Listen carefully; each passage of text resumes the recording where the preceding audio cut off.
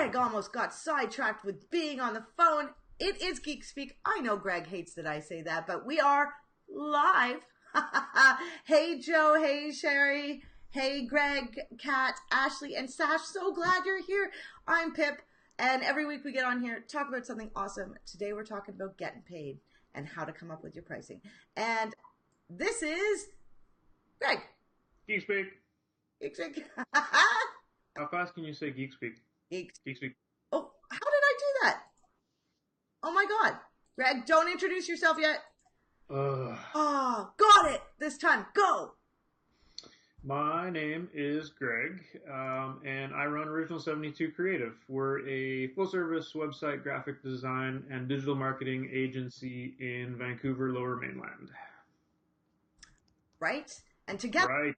we come on here and we talk about something awesome. So, Dinah's here too.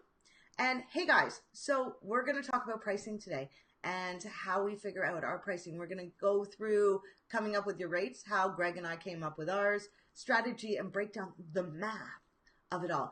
But you guys are all in this and you guys all do your own pricing. So we definitely want to hear, any takeaways you can share to help people figure this out, because this is what can make and break your business, right? If you don't charge enough because you're too nice and all of a sudden you got too much work, not enough time, and not enough money. So it's a hard one. Greg's been in business for a long time and had staff. So I think drilling into talking to him here about this is important. So also, if you're joining us because we want to get to know you a little better, shoot where you're listening from or watching from, because I want to know too. Okay. Hey, Greg, let's get into it. So the first thing we're going to touch on is charging your clients. Mm-hmm. So how do you do it?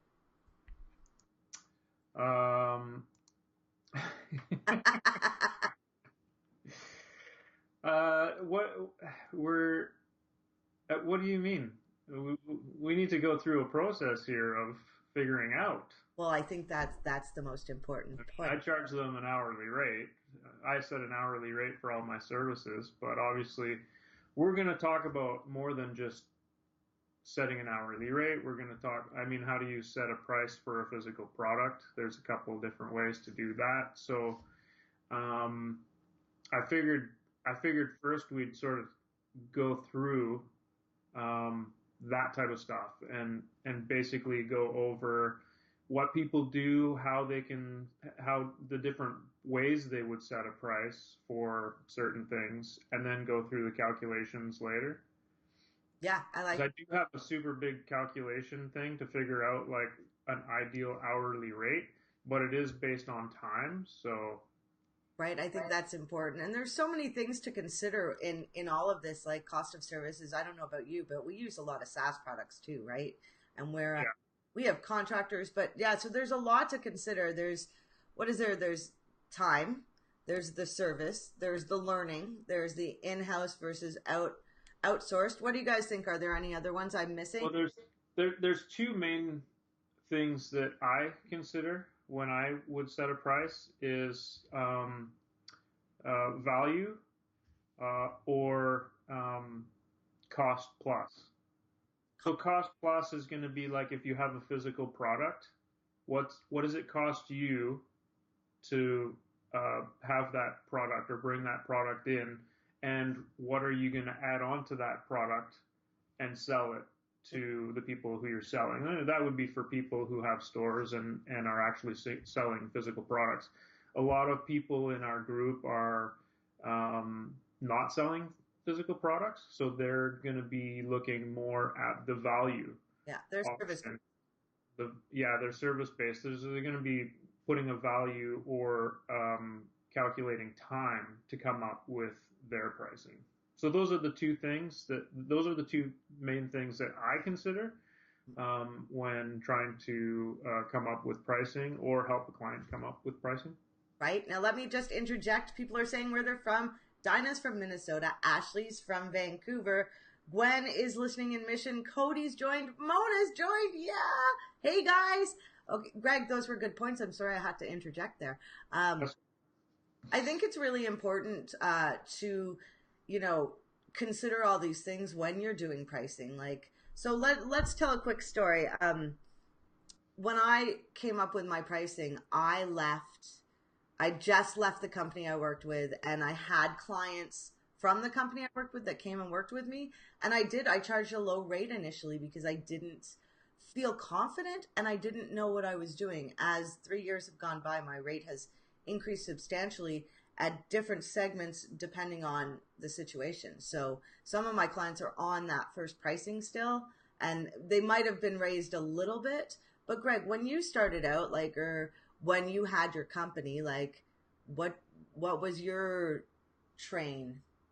Well, because we're service based, we were providing web design, graphic design, um, and we built our own content management system, which we set a price point for on a subscription. But to come up with our hourly rates for performing web and graphic design, we did our market research, mostly local companies, because for the most part, we were only going to be competing locally initially. So we looked at other companies in our space, and we're looking at what they were charging for similar services, determined our expenses and what we thought our value was, and we set a rate at an appropriate spot to place ourselves in that space locally. So you're going to look at the cheap people, you're going to look at the most expensive people, you're going to look at everybody in between, and you're going to decide where you feel you fit based on the customers that you're looking to go for and setting your price appropriately within the market. Now, do you ever or did you ever charge like a learning fee, say you were learning retargeting or something like an additional service, or you offered web design but then you did logos but you were learning how to do it. How did you do that process? Because I know a couple of people in No, here might be asking that. no, we didn't set anything like that. At the beginning, maybe we would have just quoted lower. Um, Hmm. But no, we didn't. It wasn't like, oh, we're going to introduce this new service, but we don't really know it, so I will only charge you this much per hour Mm. um, until I know what I'm doing. I Uh, Yeah, I don't think you should say you that. can't project as not knowing what you're doing. No, You have to project as you are an expert, and you have to charge accordingly. right, But right. I wouldn't bite off too much more than you can. What does the saying go? Don't bite off. Don't Don't bite. bite off more than you can chew. Right. So, how do you um, guys charge people out there, or how are you coming up with your pricing? Right? Because I know some people are just starting out, some people are in the thick of it. Um, as I said, prices get raised over time. So that's kind of our little story. We're gonna go into Greg has this wicked breakdown. I mean, wicked breakdown of just how to do the math and what to look at. And Greg mentioned this like, gosh, how long ago was it? Maybe a year or two. I remember saving the post because you wrote something to help someone. And it's so, probably at least 2 years ago now. yeah, and it's a really effective way to look at how to do pricing. So, Greg, we're going to get into that because I think that is important. So it's, And we can repost this later because it's a lot. So yeah, don't scribble notes or anything. Just take it all in, and we'll post it again later. totally. But this was a way to determine. So if you're a freelancer like myself, you obviously want to get paid a certain amount, right, per year. So how do you go about trying to figure out what you need to charge per hour to be able to make what you want to make per year? So this will help you determine roughly the hourly rate you would need to charge in order to make the desired salary that you're looking to. So my example is based on $75,000 a year. And again, I mean, this means nothing if everybody says, hey, you know what, I want to make $200,000 a year. Well, obviously you're going to come up with a huge hourly rate because you're saying you want to make, like, be realistic, know the salary range of what you do. Okay, so I'm a web and graphic designer. $75,000 a year is conservative for what a seasoned web designer and developer would make. So base yours on a salary that would be competitive in the space that you're going in. So what you want to do is you want to pick that number that you want to be making for what you're doing per year. And then you're going to have to consider business expenses, overhead, and add that to your desired salary. Okay, because you don't want those costs to just come off your desired salary. They are on top of your desired salary. So any business expenses or overhead that you have, rent, heat, hydro, phone, mobile, you name it, put that, calculate all of that, the value, and add that on top of the 75,000 as a for instance. My example had an overhead and expenses of 13,500. So it brings you to an adjusted salary, yearly salary of around 88,500. So once you have that number, you can figure out, you start figuring out how many hours you can work in a year. And typically 2,080 is the normal number of work hours you would have in a year. Then what you want to do is obviously you don't want to be working all those 2,080 hours. You want vacation, 3 weeks vacation, 3 months. 3 months would be great. Right? 3 weeks vacation, take away stat holidays because you don't want to work on stat holidays. You're going to be sick. There's going to be things throughout the year that you're probably not going to have or be able to work. So you want to calculate how many days per year, add up the 3 weeks vacation, the 10 holidays, And maybe five, what about five. what about the fact that part of your working hours are not just the hours you're working for the client, but all the admin stuff you're doing, right? I will get to that, Okay. Pip. Follow the procedure. Procedure, people, the procedure. So when you add up all of those extra days that you aren't going to work or don't want to work, it's going to roughly come out to maybe around 240 hours. And you minus that from the original 2,080, giving you about 1,840 total hours that you would work in a year. Okay. So Pip, now we can't be 100% billable. Right? There's always going to be time to other tasks that aren't billable. And you can project probably around 25% for that. So right off the bat, you're only going to be 75% roughly billable of those 1,840 hours. Okay, so you're going to what you do is you're going to take the number of hours that you can actually work in a year and times that by 0.75, which is going to give you 1,380 hours of actual work time.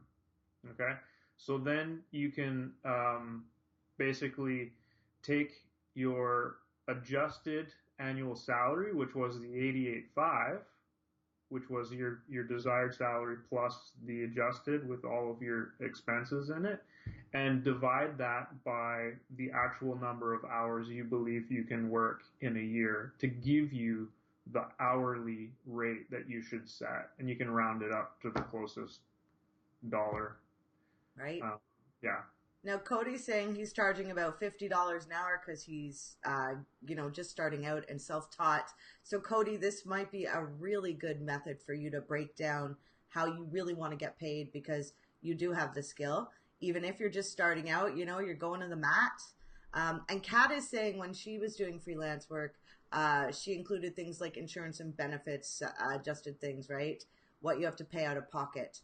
So this stuff's kind of, well, it's really important, right? Because you can help as many people as you want, but if you don't charge enough to put food on your plate, or you say end up paying out too much to contractors or whatever you're doing, it can affect your bottom line, which can affect if doors are gonna stay open, right? I like what you broke out, Greg. So we're gonna have a list of the breakout for people, like probably just in a Google Doc or something super simple, right? Just if you want example to work off of, because I think it'll be really helpful, right? And keep in mind, like I stressed this at the beginning, keep in mind this is, I mean, don't be, crazy and say I want to make $200,000 a year. Like who doesn't want to make lots of money, right? You need to be realistic in your space. Typically, the salary, look at the average salaries of people in that do the jobs that you are trying to freelance for, and then say, okay, well, based on that, I want to try to make this much per year, and then add all of the extras and figure out what your hourly rate should be to be able to make that money, but doing it for yourself. Right. So a really good thing to do, say, Elle is saying that she thinks she's underpriced herself. Yeah, I have too. And I am grappling with, clients wanting to extend what they're doing with me, and me having to turn around and be like, well, actually, I've undercharged you. So if you want to move forward, this is what you have to do. But if you do have a price right now, and it's an hourly rate, if you go and do this breakdown where you figure out how much you want to actually be paid and do all these steps, even if your current rate is this and the other rate that you worked out is this, you can slowly bridge that and get to the place where you want. Now, we all want to make $300,000 a year, as Greg said, we do. But, I think it's also related to our skill level. And I think we know when to increase our prices when our skills are, top notch, right? Like there's a reason Greg's charging more. I think actually, Greg, you're undervaluing yourself as well. Just so. No, I don't think so. I think 75 is fair for graphic design or websites. Well, for my skill level and amount of experience, I think 75 is almost max that a freelancer could probably get for that. If you were working, if someone was getting a project done by a larger agency, the agency would probably be charging more like 90 to 110 an hour for the same services. But again, they have overhead. The person you're talking to typically is not the one doing the work. There's someone else doing the work, so they have to pay that guy possibly $70,000 a year. So the math doesn't work out. That's another point. So agencies, when I worked at the paper, agencies charged 15% of ad spend.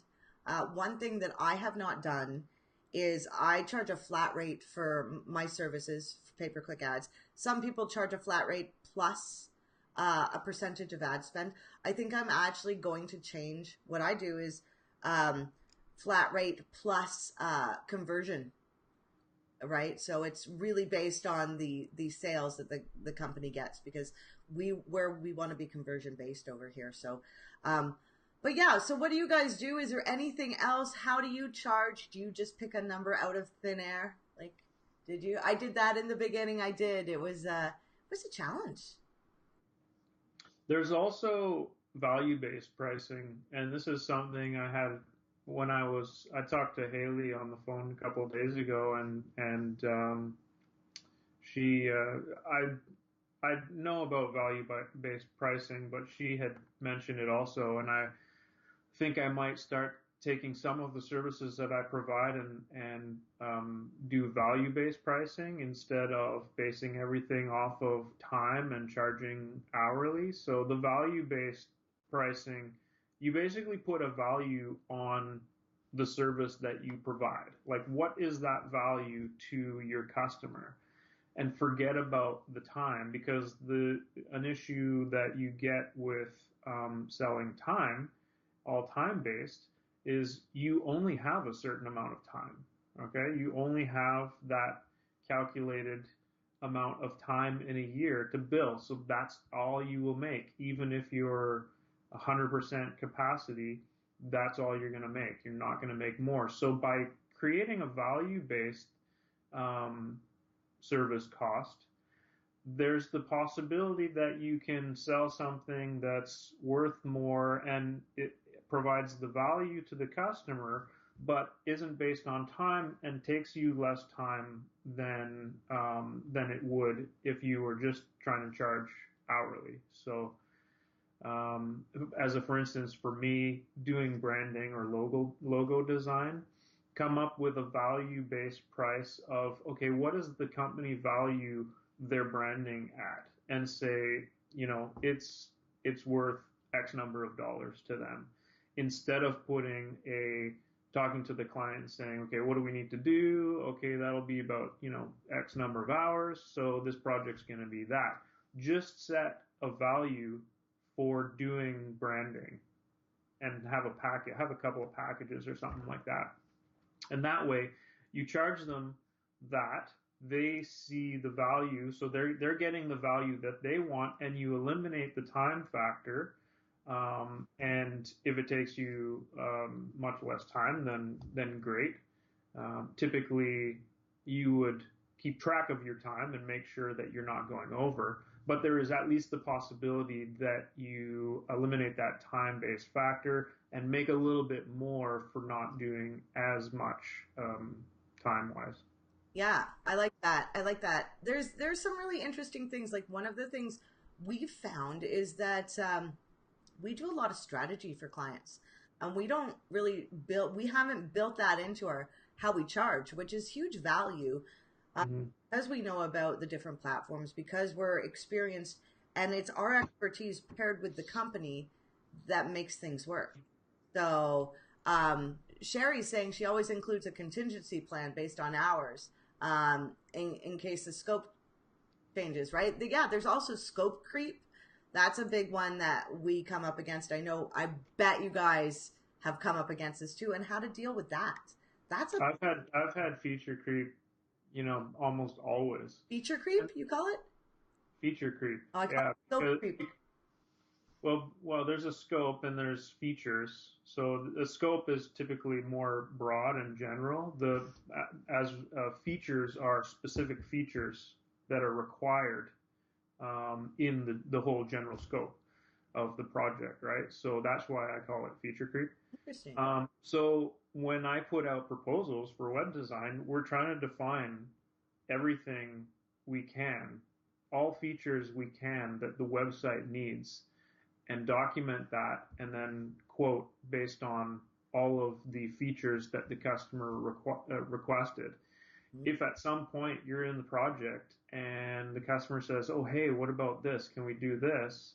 And it's not defined as a feature that we discussed to build the site, that's feature creep. And then you can go back and say, okay, well, the project was based on these features that we defined and priced out.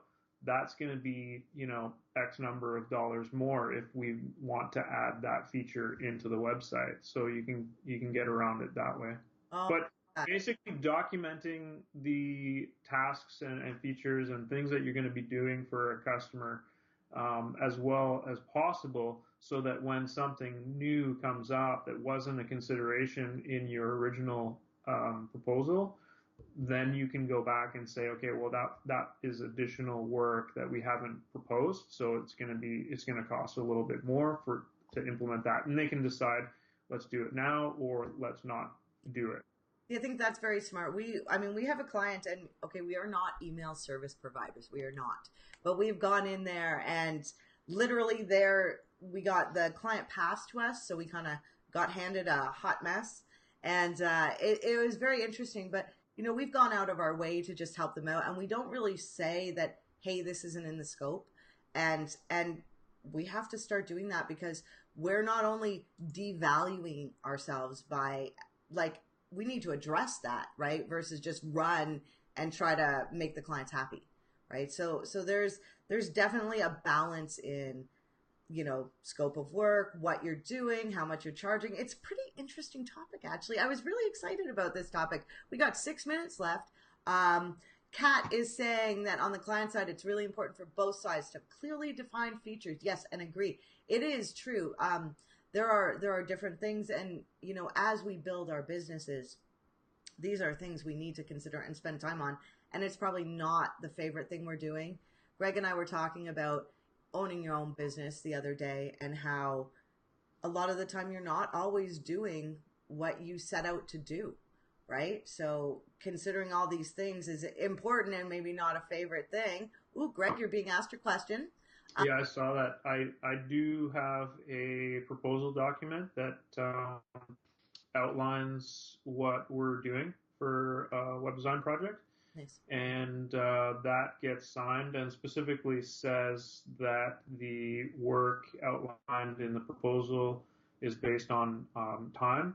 And if new features are requested, it would add, and that document is signed and given back to me.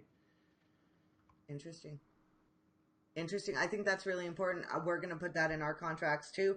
We're also going to put things like the pricing's only valid for 30 days, things like that. It's the little things. Terms and conditions are super important, right? We definitely want to make sure we have those. And I actually, when I send my proposal, I do it with a video, and I go through the terms and conditions so they know, because, and I have a record of it. So when they sign that proposal, it's legal. And then we also I don't know if you do this, Greg, but year over year, we want to create consistency. And so every new year that happens, we want to re-sign the client. And so we have a contract, even though it says it goes into recurring, we want to make sure that we touch on, our services, what we did last year, what we see doing this year. As a marketing person, this stuff's changing, right? So to stay ahead of the game, we need to be able to, and so charging for, the strategy, things like that. Oh, Grim's here, Susan's here, Dinah's saying thanks for the info. Guys, we are slowly out of time. Greg, there was one other thing we were going to quickly mention here, which was there are payment providers that can help you. And we have 3 quick ones, which are, I use FreshBooks. I don't think, Greg, you use anything. I don't know. QuickBooks. You use QuickBooks. And there's Wave, right? Wave is free. So there are options out there. Both of us use things. People in the group use a number of these different things. So be sure to ask if you're looking for payment processing. And now, Greg. Yeah, we didn't really get into the getting paid portion of the.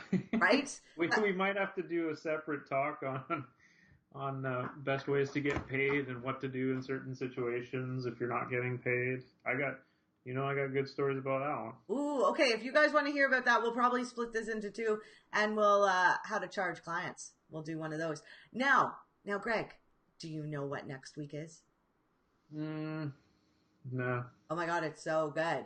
Go look at the Facebook banner. Have you guys seen in your feed other people that you've never seen before? Are you not getting group interactions as much? What are you seeing online? Because things are changing, and things are changing specifically on Facebook, and we are going to get into it next week. We're going to talk about this and get dialed in, because so if you come to the mat next week at 11 right here and bring what you've seen, let's talk about the changes and the future, because that's going to be really exciting. So that's next Thursday. I was going to say Wednesday. And Gwen is saying yes, please. And Sherry's saying yes, please. So Greg, we have to do charging clients, right? And getting paid. And we already did we have to do getting paid. I don't know. We have to do one of the 2. I think it's charging clients. We talked about getting paid. No, we talked about charging clients. Okay. Anyway, that's it for us today, guys. Thank you so much for joining us. We really appreciate you coming on here and sharing your thoughts. And it wouldn't be the same without you. So we'll see you next week. Goodbye. Bye, everyone.